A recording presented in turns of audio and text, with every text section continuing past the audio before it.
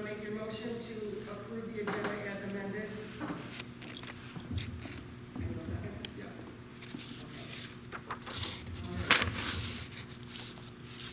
Consent agenda. We have a motion to approve the consent agenda.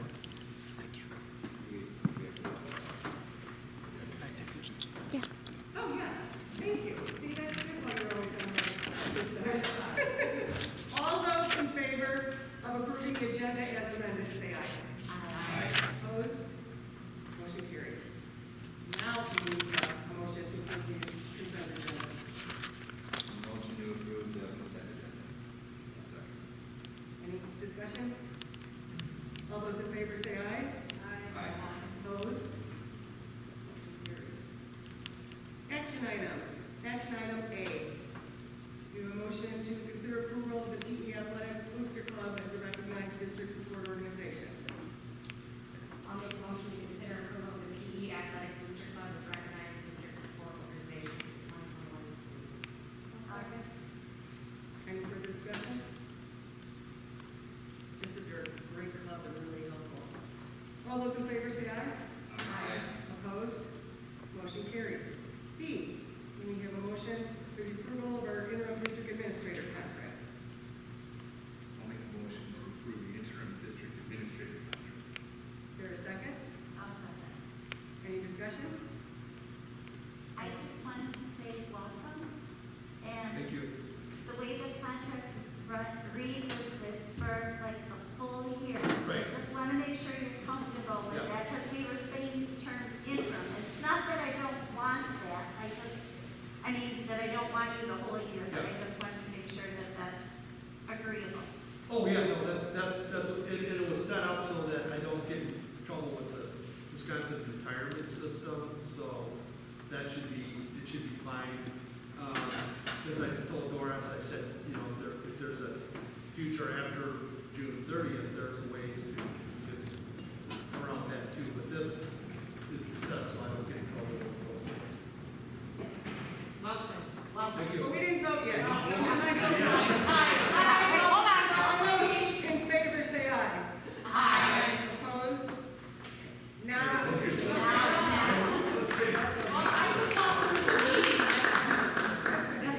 We're very, very glad to have you on. Yeah, I mean,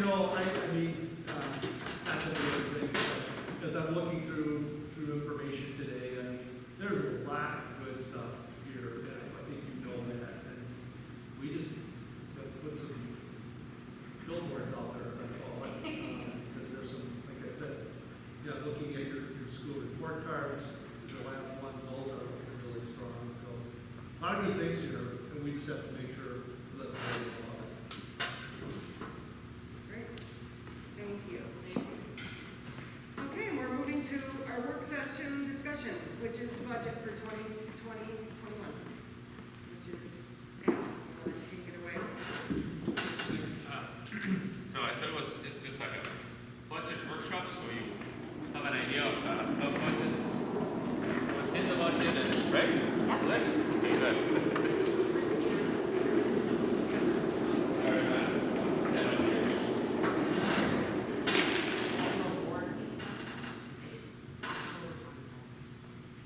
No, for today's meeting, is what I told you, it's not posted on What's that, Melissa? this meeting. It's On on our, I went on there to go see what's running. It's not in there. That's the whole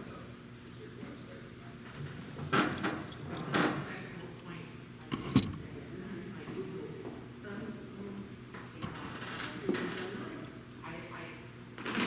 This, I thought you were talking about the other meeting. That's the, Carly, do you know, we should have an invite or whatever, so these meetings are in our calendar.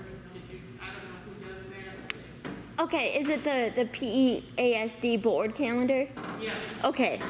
I must have just only put it on the community one, like the okay, I'll remember that. Thank you.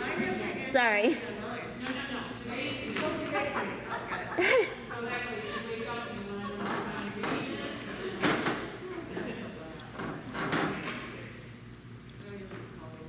I called him and Mitzi called me. I called you, because I was driving home, and trying to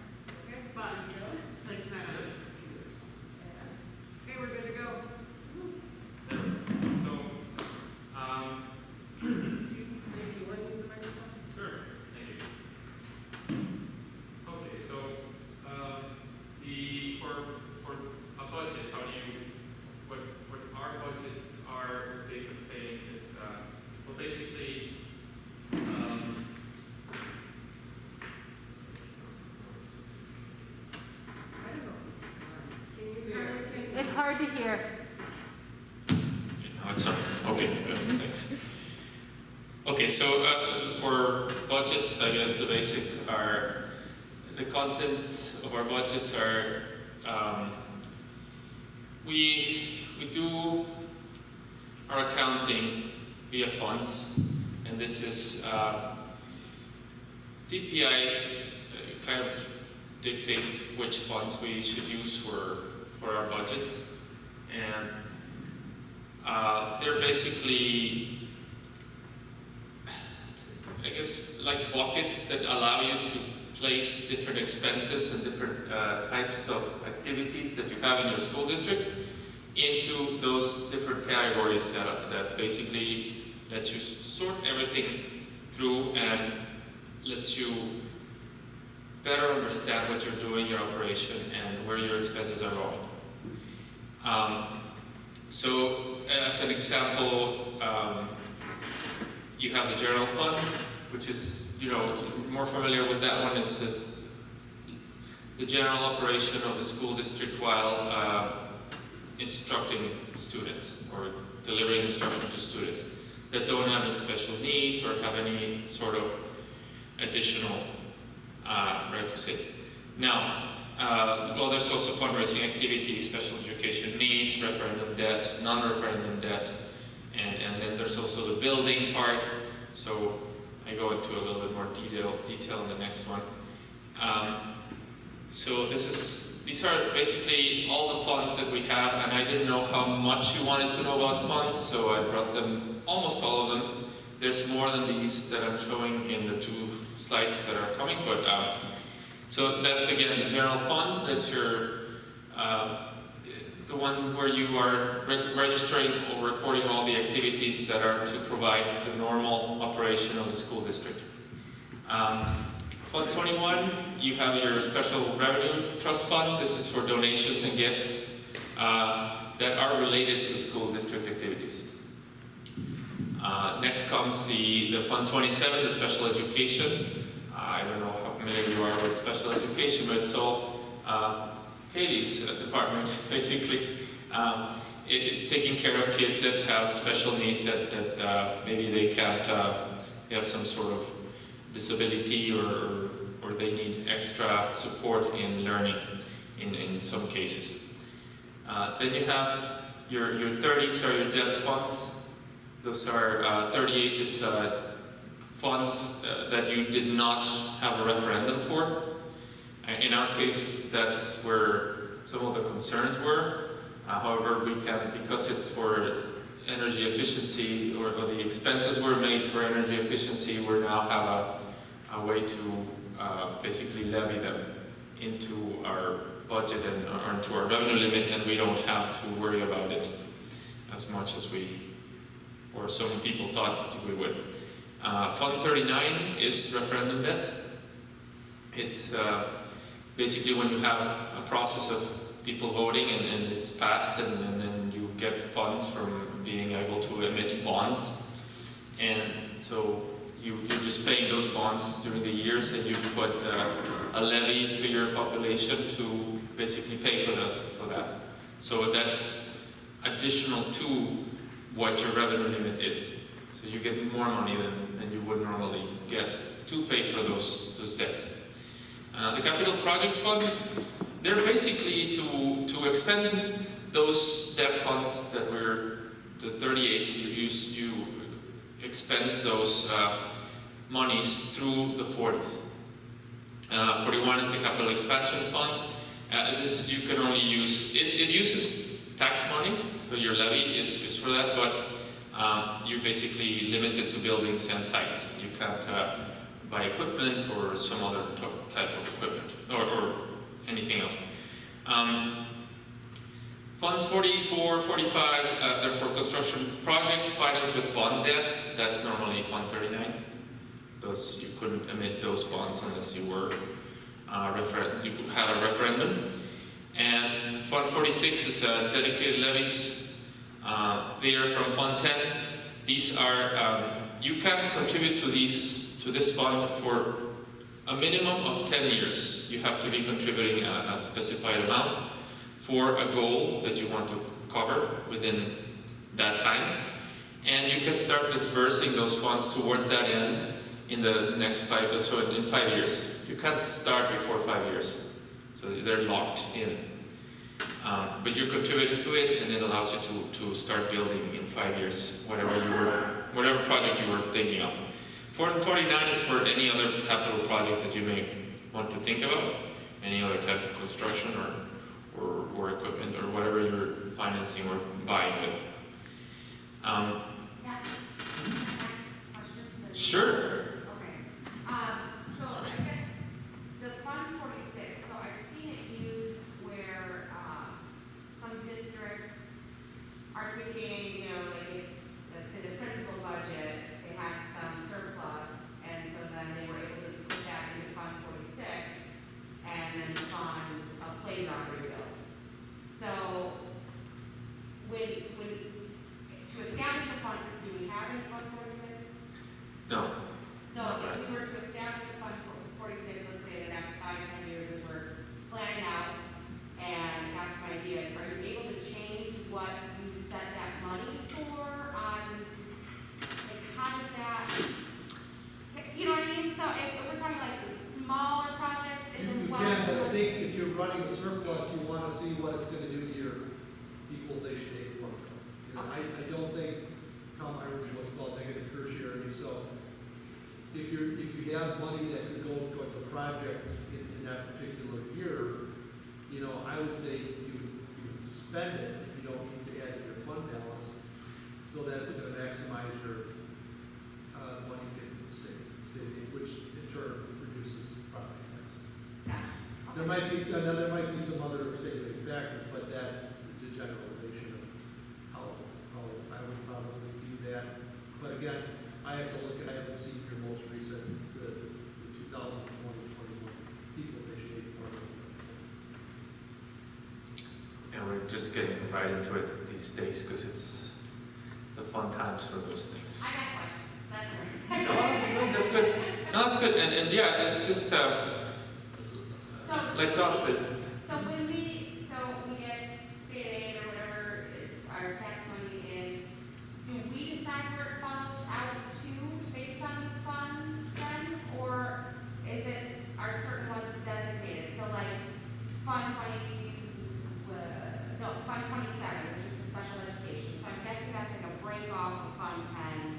So you set that limit and then you move the money over into it? Or does the state set that Fund 27 for us and we fill it? How does that work? That's a component of a lot of things. It's basically local control. They made that change, I want to say, mid-90s, because people were screaming about how much we have to spend on Fund 27, or on special ed, so they made districts break it out, thinking that people were going to say, oh my God, look how much you're spending on it. That didn't work. So it's basically, when I think of Fund 27 and 10, it's still one big pot of money, but Fund 27, has just basically federal and some state revenues, and then at the end of the year, you transfer money from Fund 10 to 27. Balance. It shouldn't have a fund balance at the end of the year, but I consider 10 and 27 kind of all the same pot of money. And it is for equalization aid departments. Yeah, so there's a lot of funding that comes from state, federal, local, and the local comes after you've spent all your money. And so it's, at the end of the year, you see a negative balance, which can be significant, but then Fund 10 covers it. And some of the documents that I've shown you before kind of show Fund 27 negative. And that's just to show you that it's not making enough money by itself from state aid and federal aid to cover for everything, which is normal. That's the way it works. And so yeah, at the end of the year, you basically cover it. Thank you. And That word has gotten a lot longer.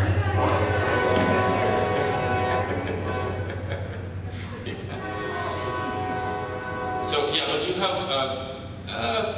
not entirely full control either, because it depends on the kids that you're getting too. If you need to you know, have an aid for a special aid needs kid, you basically have to provide it. And even though aids are aidable 100%, you're still having to get another aid if you need one to provide for that student. And so that's why I said, well, it depends, because it's a lot of external factors that are really commanding Fund 27 that you just don't have that much control over. If a kid just, you know, they get better, or they get just out of their disability, they're out of Fund 27. And so it's just the extra cost of educating kids that are having special needs. So can I just ask a follow-up question to that then? So I know we had talked about all the open enrollment, all the numbers, what each kid costs to go out.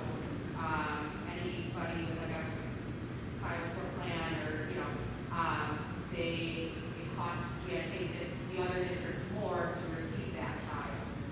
Does the state comp us more if it's an in-house? So do we, how does, You do get special aid, you get aid for that, for those kids that are in special education. And so there's a per pupil, but also, basically, if you get a kid that is enrolling into your district, you get more money too. But you, like we were talking about today with Kaylee, is there's kids that are way more expensive than you would even what you're receiving. So it's basically it can be either a wash, or you could actually be spending a lot more money than that kid is bringing into the district with the funds from the other district. And yes, they're more expensive. They're about $12,300, $400, maybe $12,400 out or in. So they cost us on the way out that much, and on the way in, they also give us that much for each one that is coming in. So it's luck of the draw, I guess, what you get. Huh? Okay. But can I follow up on that? Most of the surrounding schools do not accept enough enrollment special ed students. Or they cap it. So, and Kelly and I were talking about it exactly today, that we may be able to cap certain services to a limit of students. So we don't end up serving. So if you have higher another speech.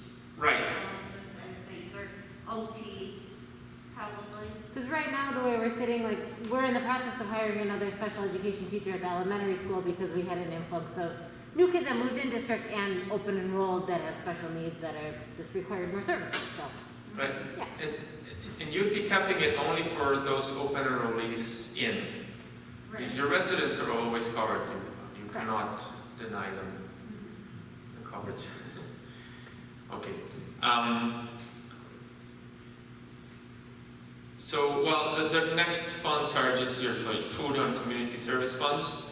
Fund 50 basically is to feed the students that you are in charge of. Fund 80 is for community services, any kind of activity that has there's a community recreation, adult education, sports leagues, elderly food, service programs, preschool, all that goes into Fund 80. and this is that's where we're pulling our wraparound care from, and then any money is surplus from the wraparound care goes back to Fund 80. For that, correct? Yes, yes. So the wraparound fees are for the wraparound, for the Fund 80. And that covers the cost of that. And it should be, we should actually be a little positive, because then we can recover rent from Fund 80 because of the use of the facilities, and basically bring money to Fund 10 as well. We use it to, we're repairing whatever facilities, part of the facilities they're using. There's costs involved in it, so there's a lot of reasons to be able to recover that money. Obviously, you can't just like transfer it. It just has to be board approved, and it's got its protocol too. But there's ways of paying back to the main Fund 10 for those activities. It's not. Am I correct, Todd? Well, it depends if you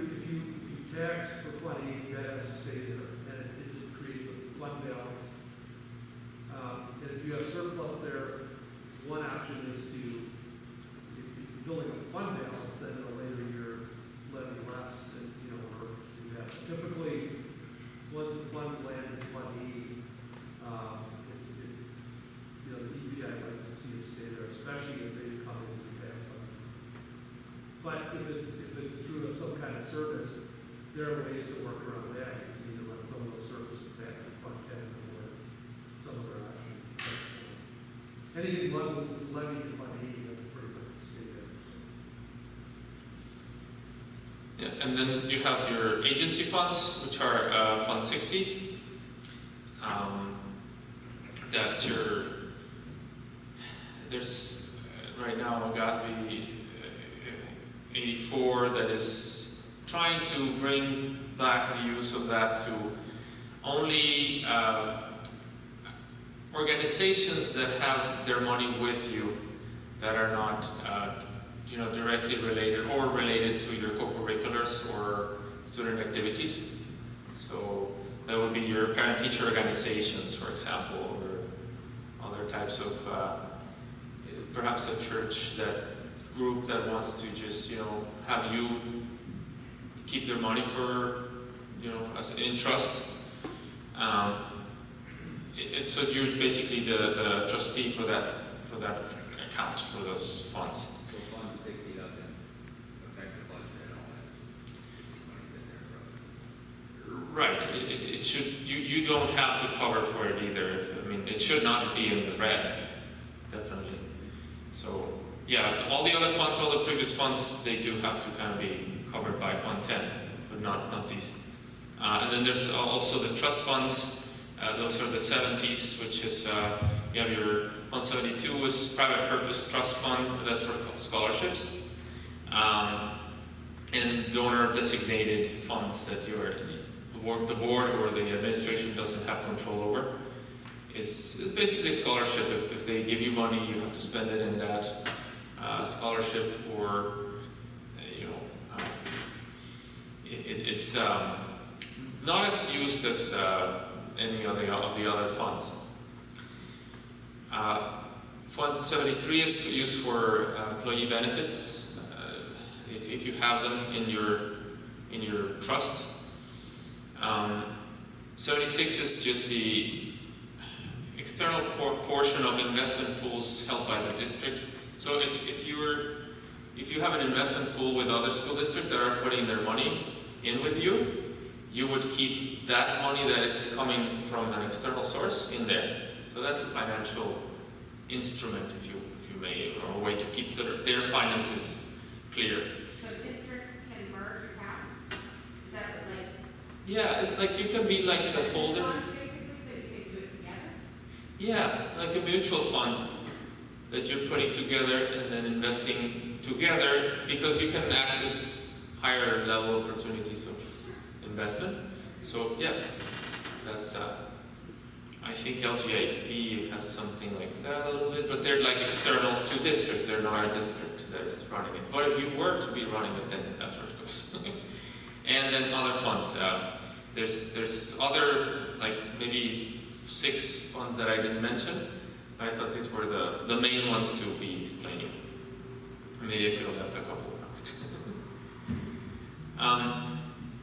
Well, and so we come to the budget process. The budget should normally carry somewhat this process, and there may be some people that would put some things in different places, but it's basically defining your vision, your mission, and your goals.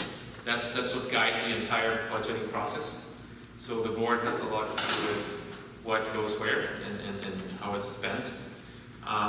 So your goals regarding curriculum and instruction, teaching, the quality of your teaching, your training, development, professional development, your governance, policy, accountability, how are you going to control those funds, who's going to be responsible for them, how are they going to be dispersed, and then educational choices for perhaps other people in the community and your own students. Then after that, you have to define your structural needs. So with those goals in mind, you have a student body and classroom size, which need curriculum, they need staff, and so the size of your students basically guides, or how many students you have guides the rest of the budget in general. So how much you need in supplies, your buildings and grounds requirements, if you're going to need to build a new building because your enrollment is going up and up and up, and what are you going to do about putting kids in classrooms and not just jam them into a room, right? That's something you have to keep in mind. Or if you're declining enrollment, then you also have to think like we have our options, right? Like maybe reducing to 1 or 2 buildings, and then you cut where you can. Buildings and grounds requirements, risk protection. How are you going to cover your assets if something happens to them? That's insurance, and also, perhaps you want to keep a little bit of money just in case something happens, protecting the district and its operation. And then also take into account the maintenance, because it's easy to say, oh, let's not spend money on maintenance, and then you have an even bigger problem later on that's going to surface just because you didn't maintain something. I have a question. So, this is the process. How have we arrived at what we are preparing for October, for an annual meeting? Did our elementary principal have their budget to put forward in their part of this? Did Kaylee have her budget to put forward, Carrie hers, Rich his? How have we generated? Has everyone had the opportunity to say, this is what I'm going to need? And how did you come up with like the things of vision and classroom size? I really want to know the nitty-gritty of how this is all coming together, because I just need to feel that everybody is equally respected and has equal input. So, Well, how has the budget that we're going to present in October been generated? Sure. I have asked everyone, like you said, Rich and the principals and, I guess I shouldn't name names. The principals and the directors have had input in their needs for staff, which is one of the biggest expenses we have. Their needs for supplies, for materials, for curriculum, and each one has contributed. How equally, I don't know, different varying degrees of participation, but I think it's everyone has had the opportunity to at least bring up their what their building budget could be. That is, of course, subjected to constraints, and then we have to go over, okay, is this really necessary? Could we, if you don't have the resources with revenue for it, you'd have to go back down and say, okay, what are the priorities? What do we absolutely need to spend on, and what is it that we could just perhaps save on? And then we haven't had that discussion. We're just in the process of putting it together. Normally, yes, you have to ask every part of the organization, because otherwise you're going to have some areas that you're just going to miss completely, and you're not going to know about. And it's not the business manager knows it all, and they better listen to you, and you put in your numbers, and that's it. No, that's not the way it can work. Well, this is basically what I told you when I interviewed with you. Is basically you go through the entire organization, everyone has their input, and of course there's decisions that have to be made, and then like Jeff took some decisions last year, which I think were very, very good, appropriate, and they're what brings us today to be in a good standing, because otherwise it would have been the same thing that we have been told that, oh, it's impossible, there's no way to do it, and we're going to have to close, which we found that is not quite so. Perhaps very much not so. So yeah, it's all obviously a process. I didn't want to go into so much detail because I did it in the next one, slide. And but then you have to, at the same time, that's what I'm trying to bring up. Is you have to bring everyone together to give you their needs, their curriculum, the staff, how many kids you need, how many books of whatever are necessary. And I can show you Rich's list. I spent quite a bit of time reviewing his expenses and all the stuff he's been doing over the years, and just telling us what he's going to be, what he thinks we will have to spend on. And so yeah, the whole school district. Together, or each submits their own, and then. Well, it's not too practical to have everyone sitting down because it takes a lot of time. But I sit down with each one of them, and we basically go over what they have. I think I've been presented with pretty reasonable amounts of money that are being spent. The thing is, you are presented with a very reasonable amount of money, but then you just start overspending, and it's very easy to blow through things very, very quickly.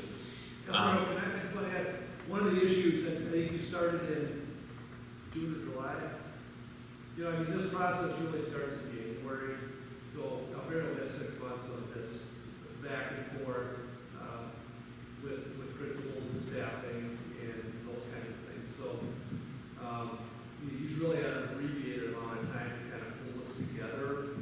But I think, going forward, using more of a site-based approach where we let, X amount of funds go to each school, either it's based on a formula or some other type of approach, seems to work. And then you want the principals making those kind of discretionary, expenditure decisions, because he's right. When I was a businessman, you thought you knew everything, you really don't. You got to let those people who in the know do the thing. So that's part of what we're seeing here is I think losing 5 to 6 months out of that process. We'll have to pull things together in very, very short order. So that's no fault of Alfredo, how things happen, but it'll get there. And I think working with the principals, special ed folks, and that we'll make it work. As long as our priorities are in the right place. That's what I just wanted to make sure that everyone is represented, because I want our staff to be able to exceed and see the vision, because we put those people in the places where they are, so they can continue the vision that we have kind of for the school. And I mean, like, to me, one of the most important things is defining structural needs, the student body and classroom size. I think that one of the most important things that we can do is have a low student to teacher ratio. I think the more teachers we have to fewer students, the better our kids will be. I realize it's expensive, but seeing how our principals work, I think that that's something that's reflected, and I just want to make sure that it's not always getting lost in some of those things, that we need to allow them to have control over it. But again, a lot of those numbers, goals get set in January. You've got, like I said, 6 months to kind of work through that and get a forecast going on that. So, kind of throwing it in the fire at this point, but I think things are looking pretty good from what I've seen. I need to get some more detail, but that will happen. So I feel pretty confident that this will be good. Yeah. This is an aberration this year. I mean, we've got a lot of moving Yeah, parts, right. and a lot of people come to this. We're lucky we're here, everything the lights are on. So, Yeah, can I just ask a general question of if we're talking about principal budgets and stuff like that? So I get how you work together and figure it out. So what happens, I'm not in the classroom,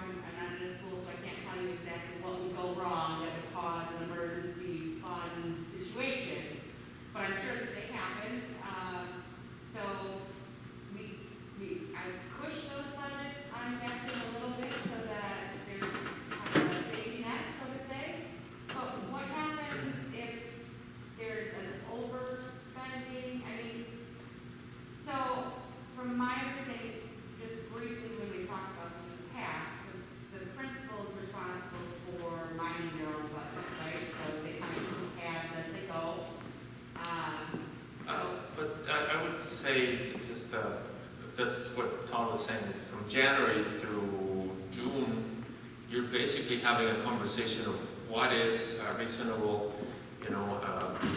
good expense, necessary expense that you have to make for those, schools. And you are establishing what's okay to spend, what's not okay to spend, and how much you want to spend or you need to spend. And which, For the next budget. for the next budget cycle, exactly. So But I think discretionary. she's referring to, like, tomorrow, an emergency comes up, is that like, and I understand. I have a that, million scenarios, so yeah. Yeah, no. Okay, suddenly there's 50 kids that move into a couple of houses, does that principal have cushion in their budget to handle? And I was getting there, that's why. So yes, you should have some, and then we had this conversation with Todd too, is that you can't pad it too much that, you're protected for everything, but then you're not spending in teachers that are needed, or you're cutting people's salaries because you don't know that you have the money to spend it. And then people stop working for you, and then you have to get, all that can spiral down. It can lead you down a spiral that is just not going to be a safe or healthy or anything for any kids. You're not going to be doing a good job for the kids. So that's the idea, to balance things, to make it so everything balances. And it's the superintendent, business manager, and everyone else really, but position to be able to make everything balance together. And so we're giving the students the education they need, that deserve, the best we can give them, with the best tools, the best techniques, the best training for the teachers that you can afford. And keeping everything in balance. So yes, you can have some expenses, but then it's hard for me to think you have an emergency. I would see an emergency more on Katie's department. We get a kid middle of the year with very high special needs. They just moved into the district. You have no way of saying yes, no, they're just coming in. That would be an emergency. That would be where I would be more worried about being able to spend that money rather than we need more, crayons. Yes, and you still want to, budget enough crayons to have every kid if you're going to buy crayons. So. But you guys, let me just clarify. Okay, so Katie sent her budget out, potential budget right before the meeting at like 4:10. Looking at this, her budget's $23,000 less than the two elementaries combined last year. It's a starting point. You monitor these budgets on spend every month. So it's not like fire and forget, and all of a sudden we end up in July going, oh my God, we wasted money, we have no idea where it went. But you guys, you and Todd, will manage your monthly spend so that if things are trending in the wrong direction, that course corrections can be made. That every budget's kind of like a forecast. It's just a starting point. Things are going to come up. And it's Alfredo and Todd to bring us any kind of a, oh, by the way, hurricane, Palmyra is coming. Be prepared, we have a problem, right? And we'll have to, as a board, make a decision as to maybe where the money's going to come from. Is that accurate? Yes, completely. And you have to be, guarding. There's always a system of checks and balances, especially in federal funds and tax funds, because you need to take care of those funds. So discretionary doesn't mean blank check at all. There's always a requester and a reviewer. But of course, if it's in the budget, if you've already discussed it, yeah, sure, it goes through very quickly, no questions asked. Where you have to ask questions is where it's unusual, when it's an expense that you wouldn't normally do.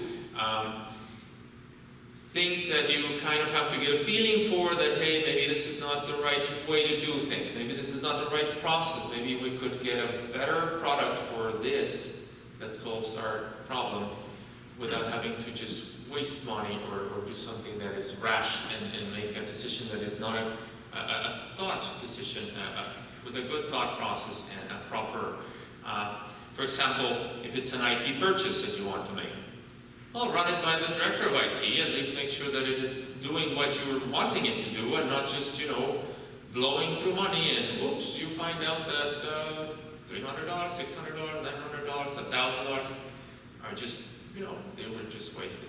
Because people are not going to use it because, I don't know, there's a lot of that, and there's programs that, oh, this is such an amazing program, so awesome, beautiful, I've done it everywhere, and I've loved it. And yes, that's one person that loved it and you buy a whole school license, and then 2 people use it. That happened to me last year. We bought a whole school math science curriculum because the teacher suggested it. That teacher was the only one that used the license. Could have been $200, we spent $1,300. That kind of expense has to be moderated, and then there's tools that are more useful, tools that are less, and that's part of where, the district administrator has a lot of that knowledge and a lot of that, those ideas that, okay, and also the curriculum instruction director, if you have one, that they can analyze what you're spending on. Well, one good example is the fact of the microphones. There's a few teachers at Katie's building that wanted microphones to go through the COVID and the double teaching. And Al looked into it further, and we ended up getting them, we can get them district-wide covered under our COVID funding. So we didn't have to use Katie's budget. So it's just always helpful to have someone who's looking out for things like, can that fall under a grant? Can that fall under this other fund? Rather than just going ahead. And now they're going to end up being better ones that connect to the computers that can help them with the virtual learning as well as help them project in their classrooms.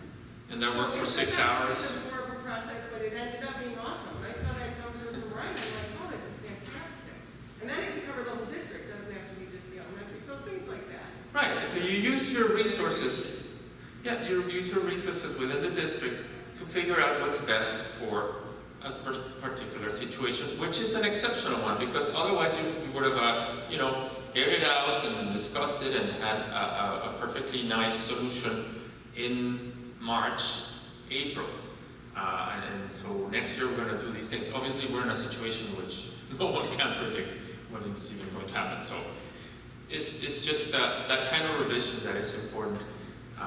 In the day-to-day too, expenses are made all the time, and people just, start getting money from places where you don't even imagine. Sometimes people make friends with other people, and, why don't we sell this to this district? And you start making your money out that way. And this is just professional zeal. It's just standards that you need to follow that basically make it safe for everyone. It's a better decision-making process, and not necessarily a long one or a slow one. It's this one was about asking the entire school district teacher, staff, saying, okay, who needs one of these things? Okay, it was 16 microphones, headsets that were needed. And we bought speakers, so you're not shouting at a kid in their ear, you're having the sound distributed correctly around the room, plus your voice, and the natural voice coming out. Now, teachers sometimes have a really big voice, or I've seen teachers with some of them are hoarse, they can't really talk too loud. So you have to take that into account. Be, cognizant of diversity. People are different, always, and you don't have to get the same measure to work for everyone, because they don't always. And you can end up spending a lot of money in stuff that people won't use because they don't need it, or it doesn't fit their classroom. And it's also, there's some leeway for teachers to teach their way and not just your way. And sometimes that's good for kids. Okay. So the reconciling differences, you have to define and know your available sources, which are local, state, federal grants, donations, financing, referendums. Maybe you can ask for money from some institution that is interested in promoting STEM for high schools and for the whole school. There's lots of grants out there that we probably aren't even tapping into. There's people that win these things just because no one else applied. That's often the case. And then, of course, now that you have the whole requirements, everything that you need. Now you're putting it all together and reconciling the differences. So making sure that you have enough resources to spend on whatever you're planning to spend on. You have to adapt yourself to the restraints that you have. Do you review your structure? That's the same talk, the coming and going that Todd was talking about, that we have to discuss, air out things, run it by other people, maybe the experts, and make sure that we are doing the right thing for the kids. And then manage the budget. Checks and balances to stay within it. That's important, and it's part of a safe and sound and healthy financial management. Any questions for me? Thanks. The budget calendar. This is the normal budget calendar, please. So normally you start a budget, and I think I remember you saying you start the budget the year before, right? Usually start sometime in January before, so So what's suggested is, well, you review your resources and needs for the next budget year since September. Then November, you're reviewing your strategic initiatives and educational objectives. January, you're starting to review numbers. Now you're starting to get into the nitty-gritty, and that's a review of preliminary budget planning, projections, and assumptions. So you're looking at your enrollment, because you have now the January count. You can see where it's going, have a better idea of what next year is going to be looking like.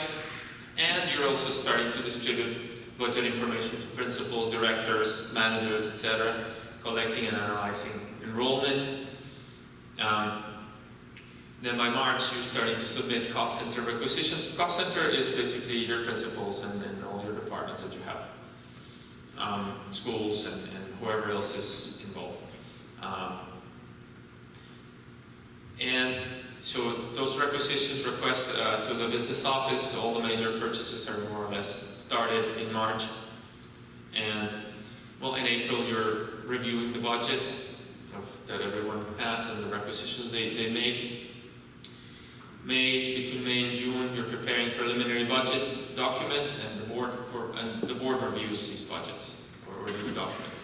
So we're starting to create a budget that is basically going to be pre-approved or somewhat approved for the next year. So in June, the board approves the preliminary budget. Now you have an operational budget that is not finalized, perhaps. You don't have all the numbers that you will need, but you're pretty close, and you can say, okay, it's safe to spend on these kinds of expenses. It's okay to buy this curriculum for next year. It's okay to get so many teachers for this area, or expand on this other area. And that's basically little by little, step-by-step process to get to a preliminary budget. Then in October, you're finalizing that budget because you have all the documents, you have your aid certification. You now know how many students are in your September count. And that's where you get your levies. You're approving your tax levy, and you're also sending it to counties to get the money in for the year. And then you have your annual meeting as well in October. In November, you're sending reports to DPI on the approved budget. In June of the next year, you're reviewing the budget and adopting changes that may have happened. You should really be doing this normally, constantly having some sort of adjustment. But sometimes you just don't have that much time to just be reviewing budgets. And then throughout the year, you're reviewing the budget and making adjustments as are necessary. Maybe you're finding out that you're not going to buy so many supplies, but you're needing more books. And so you make those adjustments and changes that are necessary, that are common. And so it's not a fixed budget that you're going to have to spend it or nothing. That's a good way to break things and make it very hard to run a business or a district or anything. So that's, So can I ask one quick question? I Sure. think that we all heard multiple times through the dissolution process that there, you know, schools aren't allowed to have a savings account. That, that's my interpretation of what it was said all of the time. So, and the other thing that I've heard a lot is that you can't, well, you can't say, like, you don't want to, how do I say it? If you don't spend enough money, it affects your state equalization. So, at what point are you checking this budget to make sure we're on track so we don't end up losing money? Does that make sense? Because that was like a big thing. The talk was that Well, I mean, we can't you say don't that, wanna- so we have to spend it. you That don't was want to, the- yeah, if you don't really need to spend it, you don't, I mean, it's probably not gonna have that big of an impact on your aid, and, you know, it doesn't hurt to throw a few dollars into your fund balance every year. Typically, what I've done is with the schools, they have their set budget, we let them budget for them, maybe we cover the salary expenditures and some of the purchase services, but it's up to them. You talk about the microphones, that's a site principal decision, and principals are generally, when they're trying to budget, they're pretty conservative, and you tell them, look, whatever you don't spend this year, some of that can carry over to next year's budget, you'll see some real economies. Yeah, it's magic. It's worked for me. And then those dollars, even though it goes towards those schools the next year, it does help your fund balance. And, you know, that's not that your fund balance, I'm looking at the 18, 19 records and your fund balance. Pretty good. I'm looking at about 24% fund balance, and 27. That's pretty healthy. That's not bad at all. So you're asking about some of the contingencies. You've got some of that built in there. But I think having those administrators help manage that, they're on site, they know what's needed. And if they come back and say, 16 microphones, we can't afford that, then maybe we have that discussion, well, we can cover some, cover others, and that's where we get a little bit of a contingency for those types of things. But I haven't really looked at allowing those principals as much flexibility with the discretionary spending as they can, because if they know that what they don't spend, they're going to get back, or at least most of that next year, again, I think you'll see some very good economical decision making by that. That's worked for me. You know, financially, it's been good. It's been good for our fund balances to have that in place. And I think the principals and the staff feel good about it because you're trusting them to make the right decisions. You still have to have a little bit of oversight. You know, trust but verify.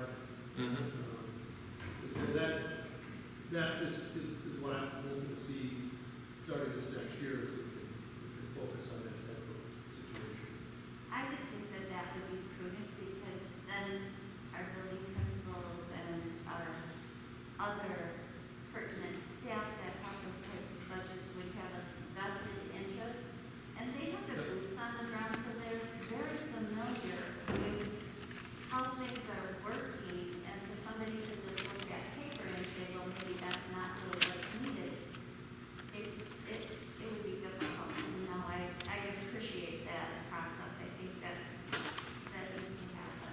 Yeah, I mean, I've been doing this 36 years, been outside, there's no way that I can tell you, you know, if a principal or staff member needs something, whether that's good or not, maybe that's a decision. As a sub, I have my ideas of what's good and what's not, but, you know, I'll just try to direct people as best I can. Well, so it's, as far as not spending, if you're talking about granted or aided expenses, yeah, you're not going to get as much aid. but you only get a certain amount of money from IDEA and from the titles that allows you to say that. Just to put it in perspective, we're talking about perhaps for our district, $400,000 worth of grants versus a $13 million budget. So yes and no. It's like Todd said, if you didn't spend it and it wasn't aided, then you're not getting any losses or making any more money. School districts you shouldn't have like an endowment that you can just basically operate from. That just the interest and the trust fund.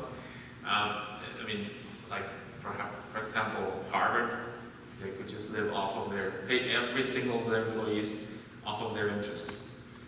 That's not something you probably would have a very good understanding of from the community, that if you have so much money that you just can buy yourself 20 times over. But it's common sense. It's keeping it within, like Todd was saying, maybe 25%, maybe a little bit more, just to be safe. It depends on where your goals are, what your vision is, and where you want to go. That's basically it. So our fund balance, can we invest that in outside investments to make interest? Is that like? Yes. You gotta be careful the state law dictates what. I'm just asking. Yeah. It's You very. can invest your entire cash flow. Problem is right now, the reinvestment rates. Well, yeah. They're pretty poor, but you can, any of your cash flow, what we need to do is do a cash flow projection, because when you have excess cash, like you might get that early in the fiscal year from property tax collections and so on. That could be, you want to invest as much as you can. Right now, it's unfortunate, but you don't get a lot of it. But there were years where districts we made billions on investments on unused funds. So it's not just the fund balance, but it's any excess cash you have that you don't need for 30 days. All right. No, there's restrictions for investing as a government or local government organization. You can't just put it in the stock market. Here's bet it all on Nvidia. Yeah. Put it all on Nvidia because it's doing so well. Do school districts invest to, Yes. Well, No, you can't. Fund you can, if you come back to the fund, where you can get with other districts and you can invest funds. Yeah. Just one of our own districts. Yeah, you can't start buying the neighborhood and just getting rent from the. That's not a good practice. Okay. So budget future. Just to say, you have to look at the future and forecast at least. It's a good practice to forecast 5 years of budgets with needs for increasing, declining enrollment, instructional needs, staff needs, buildings and grounds, transportation, your food service, how it's going to go, costs, inflation, deflation, revenues, where are you going to go with it? And also it's a good thing to have scenarios where you can be perhaps, even though you may be in a racing enrollment, you may be planning for, okay, but what happens if we have declining enrollment at this point? And so you put yourself in different situations where you know what you can be doing in case something like this happens. And you just, have your optimistic, your pessimistic, and your normal scenarios to deal with at least. And then you're reviewing as needed. You review those plans and make sure that you're on track to hopefully the optimistic. If not, the normal is good. And then, well, if not, you would know what to do with if a bad thing happens, right? And now I have a lot of slides after that, but it's just like, just in case you needed examples or we needed to go through more information, but it's just really, the objects and more or less the budget. This is the latest estimate that I presented a couple of months ago. It has changed with the teachers and evaluation and you're looking at our actual numbers now. It's going back to a healthier number, but yeah, and so it's about reviewing it again and making sure that it is something that I can basically bring to you and say what it's. When you present this, and I know we see it all at the annual budget, right? So when that's presented to us, does it have the breakdowns of the local services or the sources and the teachers and what we're spending? You know, because we've got to be able to see that, and I'm not putting any type of blame on you, Ellen. No. So, but we haven't, as a board, been able to look at that type of dynamic. So it's difficult for us to make decisions on shifting things like that. And I know that we'll have your input, but I'm just wondering at some point, does it happen at the annual budget? When does that happen? Well, typically we would have already, or we would be talking in probably a closed session about staffing needs. This would have happened perhaps March at the latest, I would say. Well, you have to have, I mean, if you're talking about laying off specific people, yeah, you're probably March and April. But if it's just general staffing or staffing ratio, that would probably be earlier than that. So, big precedent. Yeah, I'm just thinking general, like just work. Yeah, we would have already had those conversations. And I can't show you because this is an open Right. meeting. And I'm not looking for names. I'm just, We did do that last year, but you came on when, in April? yeah. Yeah, we it's did. almost Yeah, like- you've done all this Okay. stuff. Well, and so much has changed though since Right. April, so I mean, you can't really say you've done anything because it's. Well, we did. You did, but then- Planned for what we were gonna do the coming year, we did plan for that. To some degree, it was still like us throwing a dart. Well, that didn't come till May. Right. Yeah. Right, Carol just kept saying you couldn't keep a federal funding. But we did have so Jeff's sheet that I've cleared even a little bit more than that, and I think that's what I'm saying, Jeff. What Jeff did was basically or what you all did with Jeff, basically saved the district that I'm sure of. It wouldn't have been sustainable for much longer, at least. But so I can show you. This is what the buildings and grounds looks like. It's a lot of we're going to have to service or do plowing, and the plowing comes to $39,000, which is like a whole lot of plowing. But if you need it, then you probably should plan for it. So will we see this breakdown at some point? Is I guess is that normal for? That's I mean. And that's what I wanted as well. I mean, I wanted some of this education as well. But I also wanted much more the nitty gritty. I want to see what we have planned for elementary level students. I want to see dollars and cents what we have for our high school, middle school students. I want to see what we have planned for our budget for buildings and grounds. How much for the district overall in the breakdown of it? Because I think Michael said it, we're very hands-on. And I think that you wanted some of this as well. Yeah, I was expecting to see this tonight. So, Yeah. I mean, it's too late, and I'm sure you don't have all your budgets back. All the way? You don't have all your budgets back? Not all of them, but pretty close. Pretty close. I Yeah. don't want to show up in October to approve a budget that I haven't seen, but No clue. we have now. Well, like this list. I'm looking at nooks and crannies, really.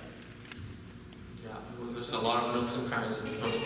There's nothing stopping him from sharing that information with us. Right. As opposed from us all going through line by line as a group, Yes.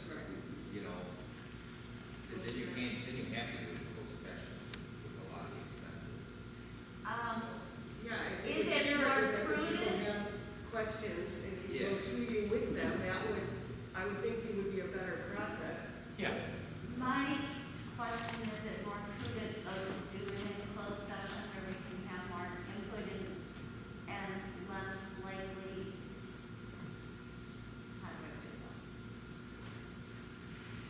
so that Well, we have more a protection conversation, that within, conversation about it. within our working environment. Now, you're talking about staffing layoffs or vacations? I think they're No, talking about I just think how it's- many districts back. Because you can't, you know, you really can't talk, there's not all that much you can really do in a closed session in terms of not having a public available.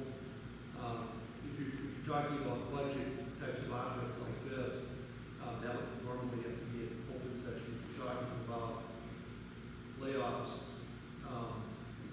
that potentially is, if you're. As long as, yeah, as long as he takes the names off, right, then we can say. But I mean, if it's layoffs due to not being a good teacher, that's one thing. I'll be honest, part of what I want to do is help avoid layoffs. Mhm. You know, I think we agree.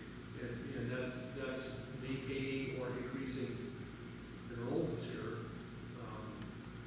You know, I saw, again, it was 18, 19, 338 open enrollments out, and I went through that entire book today, and you know, I think one of the things that might be prudent is to survey some of those parents and say, why are you driving all the way to Chicago? So, I guess if I had to be totally optimistic, it would be, you know, not only not having layoffs, hopefully adding some staff for the students that are, because like I said, I really, and I've been in the office for a couple hours, but baffled to see that many people going to these other districts, when, you know, the things going on. Well, I think that you have a good point. If we're gonna review this on our own, and somebody has a question, we should pose the question to everyone, so everybody knows what the question is. That way Alfredo's not answering the same question 7 times. Or something, you know, otherwise we have to get together in another open session so we can review the information. Yeah, alternatively, I could just get your questions and answer them for the entire board, so you. But, I kind mean, of if we're get the- talking, you know, but if we're talking about transparency, then that's how it should be done, is we post it, we have the community in here, if they want to be in here, or they wanna watch it, like we're doing right now. And we go through this, we just take the names off, and we call it a position. I don't understand, are we doing? There's no meetings, There's, we're just reviewing the budget, like maintenance budget, the grounds. I don't know what you guys want, if you want to, I don't help. I mean, quite honestly, you know, what I have done, and what I like to see is just a budget by location and by object. So you'll have, let's say, elementary school, and you might have 1 or 2 classifications of salary, the benefits that follow that, and that's a tough one, because you've got some staff who work both elementary and secondary, but you have to split those up, and you can see, you know, one location would be custodial maintenance, and that's where you can see follow in there. Well, if you go back, it might not be that, you know, but you get an idea what maintenance is spending on purchase services, and then you can ask for further detail. You say, well, why are we spending $250,000 purchase services? What are we doing? Are we doing that in buildings and grounds? Are we going through this type of things in the meetings that we have every month? I think we are. But are you only doing what's brought to you? I mean, if you don't, You should really take a look at the budget for that, and then maybe it saves some time to review what the detail, because you know what's there, unless it's something unusual, then you don't have to go through as much detail as you want. But I think a good location by object would be helpful. I personally, the DPI required notices don't have much value for everybody. If you look at what Katie's saying, this is great. Here's the well, and budget. that's what I'm Here's her saying. budget, here's why she needs it. It has 18, 19, you know, previous years, you can see if there's some kind of aberration. I mean, there were some things in there, is why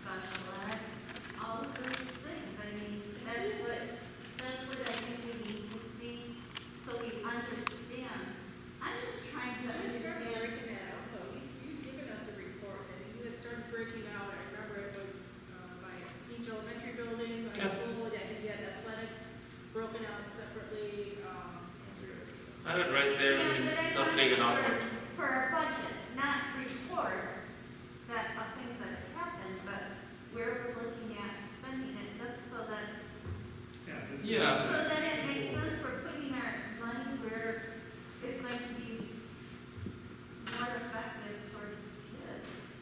Well, but to make this report for things that have already happened towards things that will happen or that we're budgeting for, it's to me it's not that difficult. It's not. It's just you have the information the way I can present it, and if you want to have a different thing, I mean it can be function and a detail. It can be as detailed as you want. Just if you give yourself too much detail, you can be lost in the weeds, and then perhaps missing some other information that may be a little bit more relevant. And like Todd's probably trying to say is that we're trying to, you can see it at a higher level. You're going to see a little different budget, if you're doing location after. Elementary is going to be different than high school. High school, a little bit easier to break out the functions. Elementary, very hard to break out the functions because an elementary teacher, how much time do they spend on math, spend on reading, those are kind of meaningless. But not as important as you might want to see your secondary functions in high school, how much you're spending on math, how much on art, how much on. And Skyward has the ability to crank that stuff out pretty easily. I can do it as well. It's just this is by salaries, employee benefits, purchase services, non-capital objects. But I can also make this one into a function detail, which gives you, and this is what I was working on. Sorry, before I've been working on a few things, but this is your. This is undifferentiated curriculum, and this is your regular curriculum. But then you have, I could break this down into math, English, all sorts of things. But do you really want to see that much detail? I think it depends on what level high school possibly, of course, the big areas. And even that, it's hard to do with this short time period. If we were starting this in January, going forward, it would be much easier. That's why I think we'll do the best we can getting some of that detail this year. But then in January, start the process and break that down. Look at budget formats and the different options and say, here's what we can do. And as a board, we can say, we like this option better than this option. And go from that. The Skyward should be able to do most of what we need to do. And what we can't do is show that crank it on itself. Yeah. So, and I have these are plugins that just plug in the data and it basically does whatever I need it to do. So I'm just trying to convert it to a new budget system, just to make it so it interfaces with all the spreadsheets, and so you can actually see the buildings and grounds budget in the spreadsheet, in the detail if you wanted to go to the detail, but you could just see these. Just as a note, we're having, and this is lower because we don't have any projects, mostly because we just basically blew through the time when we could have done a project. But so we had 1.2 million in last year's expenses for 1.27 million in last year's expenses for buildings and grounds, and obviously without projects, but it's coming down to 426,000. So we are, seeing some savings. We have seen some reductions. Rich went through this whole thing, and again, that's the danger of getting a very, very nice and moderate or low budget, and then you just find out that whoops, all these things we needed to do. But there's reductions with Palmyra, the high school, and I guess the rest of the system is responding to a lower level of expense. I have a question. Would it be possible to prepare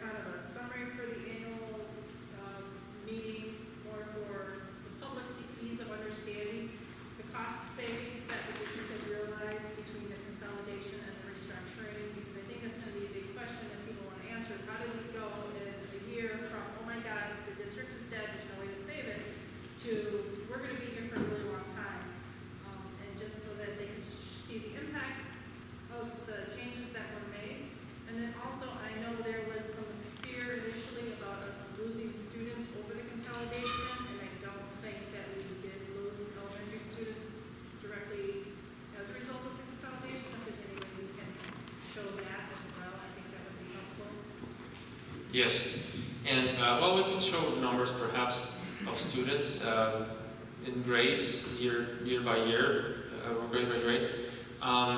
We can show them this. This is basically, if you look at the total funds, it's a little more complicated than I would put out there. This one in particular, but if you just look at the last year, so we could say this is what we spent last year, this is our budget for this year, this is the difference. Or we could say this is what we budgeted last year, this is what we're budgeting this year, and these are the differences. Just as a total global fund. And we could also show, you know, like at this level of detail. I think this is a more intelligible level of detail. It's simpler, but you have salaries, benefits, purchase services, non-capital objects, capital objects, debt retirement. So you have most of the categories that you would see in the budget, not spread out by fund. It's just consolidated into a single one.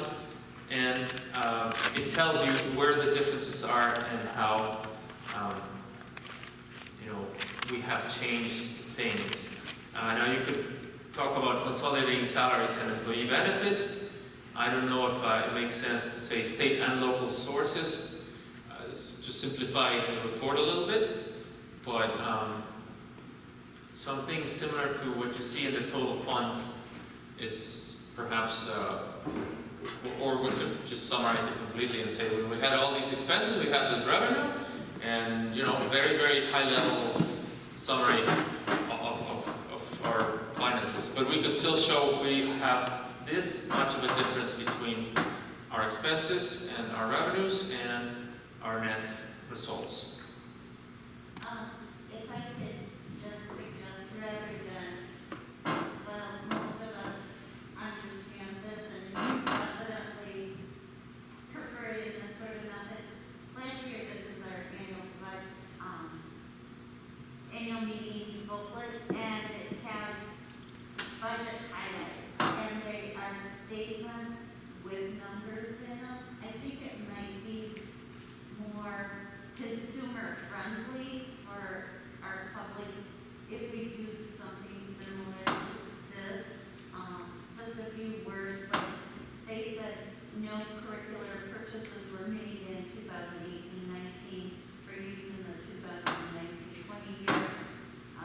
The audited district balance increased from 2.6 million to 3.2.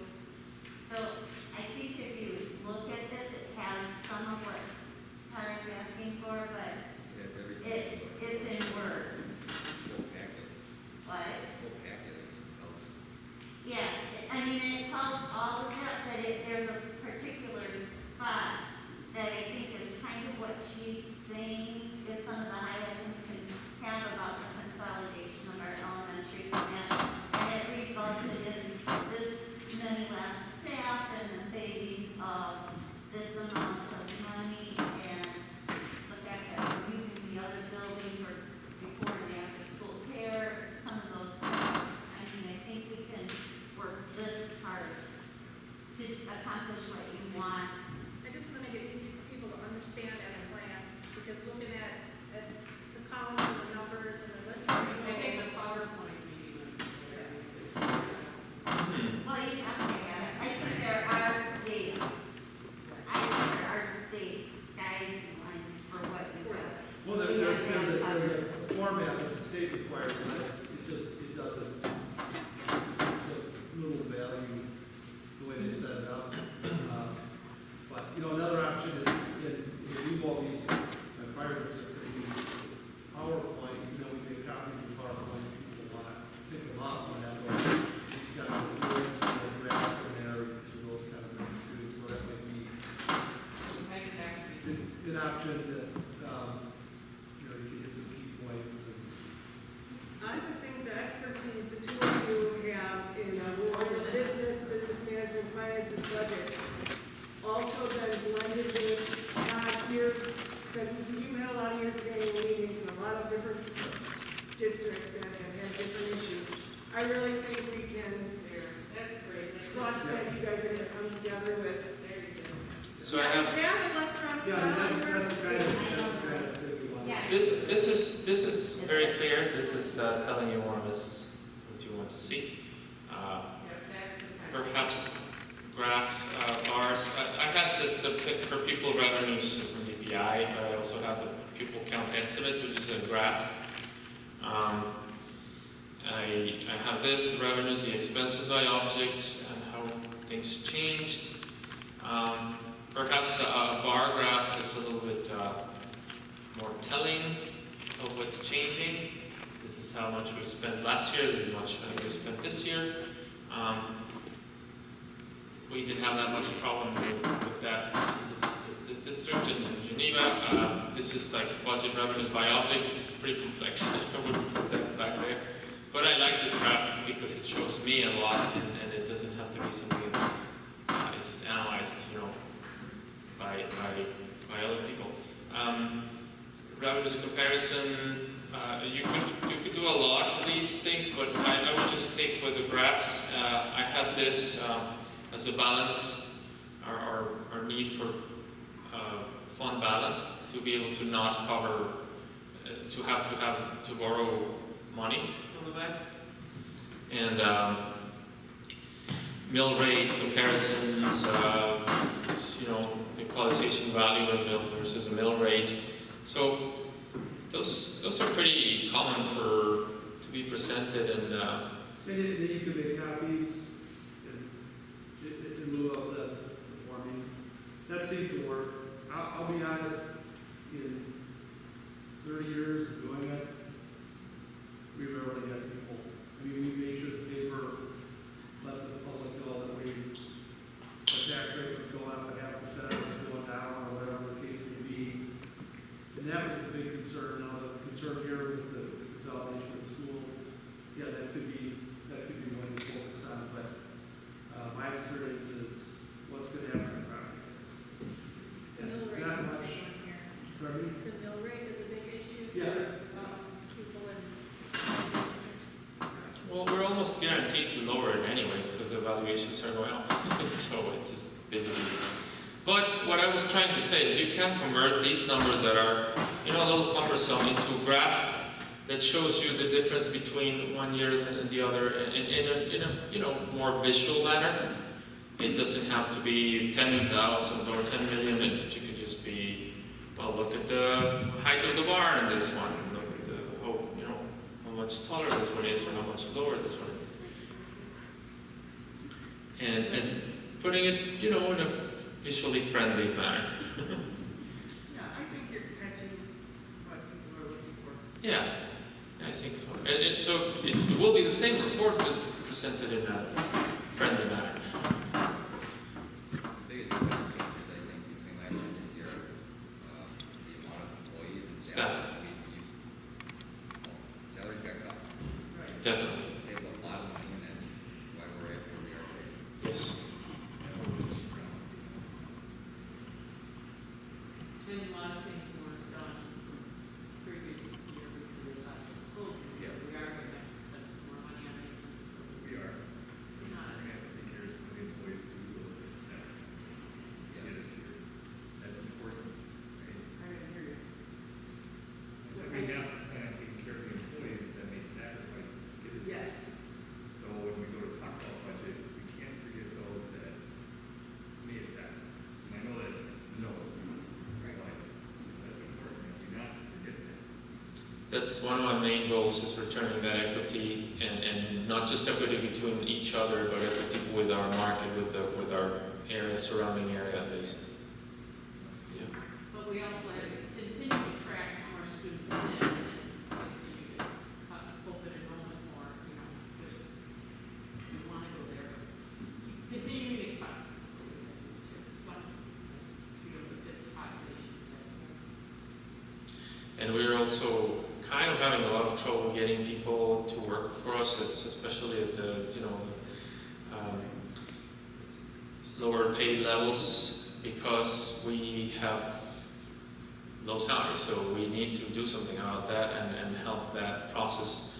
If we don't have custodians, because we can't get them to work for us, because McDonald's is suffering more than we do. Hey, Walmart's going $17 an hour. So There you go. compete with them. Yeah. Yeah. So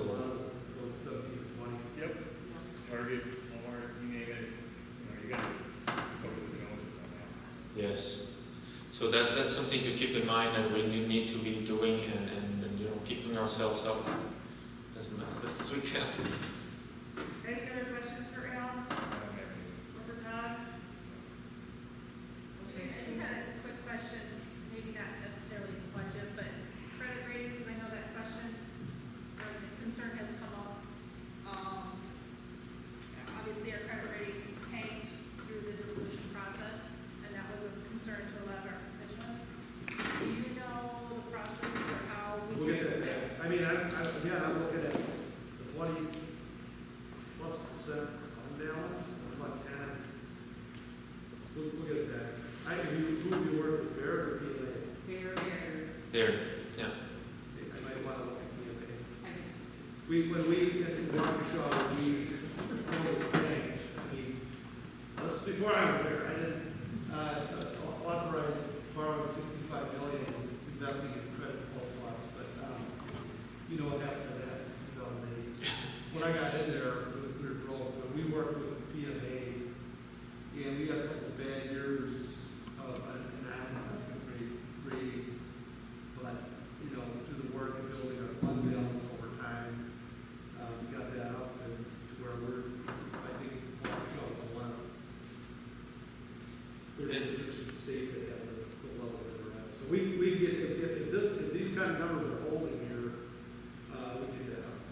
I just want to be able to present something that is solid, that we're not going to be, you know, flapping around and saying, oh, whoops, you know what, oh, we didn't know this. And so just to be able to give us a more solid position, and there are places where you go and report the situation, and when you talk to the PMA will be probably a great change to do. And I mean, they're good people. I know, I mean, I've worked very well with both of them, but, you know, and I might talk to both, see where they're at. We just need someone who's going to address them with all the point.